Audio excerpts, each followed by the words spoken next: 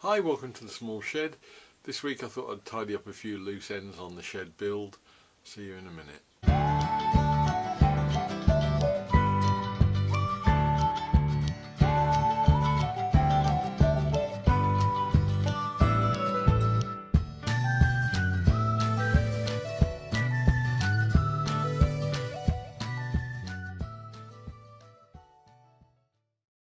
Now there's a few leftover bits and pieces from the shed.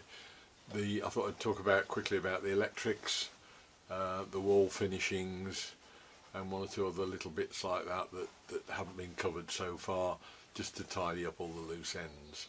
So starting with the electrics, I was fortunate in that I'd already got a 16 amp supply into the old shed, and that runs from an underground duct from in the house, so that really all I had to do was connect the consumer unit up to that, and that will then run the shed itself. That gives me a 16 amp supply for the main power ring and a 5 amp breaker for the lighting. And in fact, with the lighting, I think I've got 2, 4, 6, I've got 8 40 watt panels, so I'm probably only using just over 1 amp on that, so there's very little load on the lighting now because of these LED panels. That is one of the more successful decisions I made, and I would urge anybody who is building a shed to put LED lights in, because they produce such a wonderful light that's got very few shadows, and it's even, the colour temperature's about right, and I find them very useful and easy to work under, rather than fluorescents or tungsten lamps. So that's the lighting side of things. There's just a straightforward switch on the wall, on-off switch for that, and I have wired into that lighting circuit the little dust extractor that I put in the little air filter cleaner thing. That's only again taking 100 watts or so it went onto the lighting circuit rather than the main power circuit. Just looking at the sockets, I've put all my sockets in at high level. You can see one up there, or a pair up there, and really it has to be said, you can't have enough sockets. At the moment there are in here 1, 2, 3, 4, 6 double sockets, and they take pretty much power to anywhere I want within the shed. If I had a bigger shed, I would probably have thought about putting one overhead that would either drop down or feed the middle of the shed, but as it is, I'm that close to the edge wherever I'm standing that it's not really an issue. But just looking around these sockets at the moment, it's something that is worth considering when you worry about whether you've got enough. There's a pair of sockets there, and at the moment I've got a battery charger for my camera in one of them, and I've got an extension cable in another one leading down to a fan heater on the floor, and I'll talk about that one in a minute. So those two are used. If we move round a bit, there's 2 in the corner which are unused at the moment. There are 2 behind the flip down track saw guide that I've got, one of which is in use for the table pillar drill at the moment. There are a pair unused at the moment over in the corner there, and then behind me there are a pair which are currently serving a battery charger for the Ryobi and the chop saw, and in the far corner there is one that's serving the air quality monitor and the vacuum cleaner, because I've not yet got the corner shop vac fully working.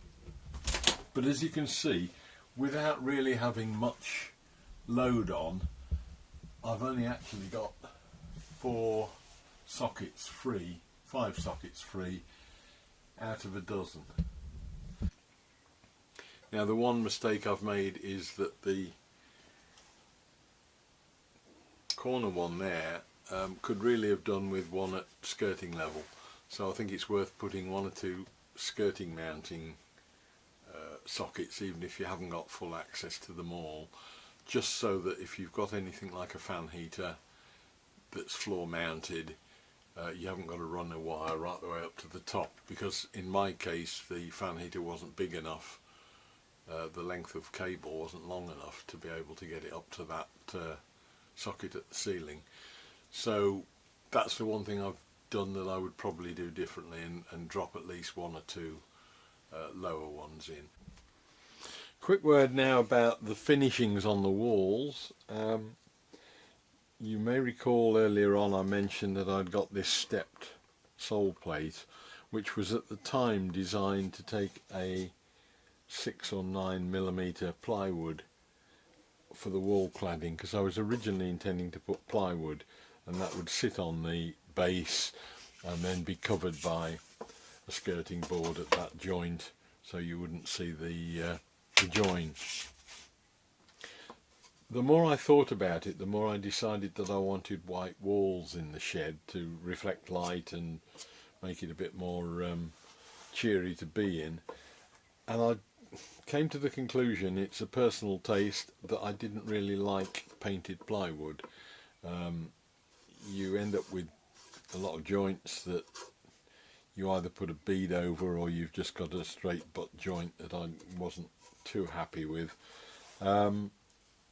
So fairly late on in the procedure I opted to go for plasterboard on the inside. But really this is just a personal preference. There is nothing to stop you putting anything reasonably substantial on the inside. You could put OSB, you could put plywood, you can put plasterboard, you could put pallet wood in sections, all sorts of things. It's only really protecting the vapour barrier and the insulation from getting knocked around. Is it a decision I've regretted?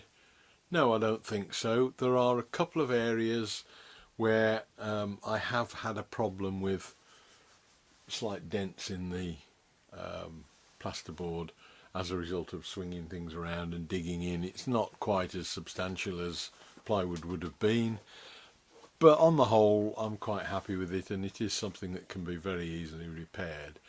It was incredibly cheap to do. It cost about 40 pounds I think to do the whole of the walls with plasterboard, and so far 9 months in it's not really been a major problem. Now for the flooring, that was another one where I've gone down a slightly odd route. There was perfectly good 3/4 inch ply on the floor when I built the shed. Excuse the rain, it's suddenly become from glorious sunshine the other day to pouring rain today. I'll come back in a minute. It's 2:30 in the afternoon. You wouldn't believe that 2 days ago I was standing on the beach down in the south of west of England, absolutely boiling. Today it's pouring with rain and it's almost black outside. I'd put plywood down on the floor, 3/4 inch hardwood ply, and I was afraid that with my OCD brain that I didn't really want that getting damaged with paint, or when you drop things on the floor it dents it. I also wanted something cushioning underneath my feet. It's fairly hard if you're standing up on something all day long not to have a little bit of spring in it. And I did look at the thick rubber matting. It would have to be fairly dense, because with the point loads that you're putting on with the rolling carts, certainly the underbench cart that I've got under the MFT, by the time you add everything up inside it, there's probably the best part of 1/4 of a ton on it, and that's coming in through 4 casters with a very small area. So if you've got even a soft rubber, it'll just sink in and it won't roll. And more by accident than by design, I happened to stumble across laminate flooring in the local do-it-yourself place, where they'd got damaged boxes at £4 and £5 a box, and I only needed 3 boxes. So I've actually laminate floored the whole of the shed. It's cost what, 15 quid plus the underlay, but I can reuse the underlay.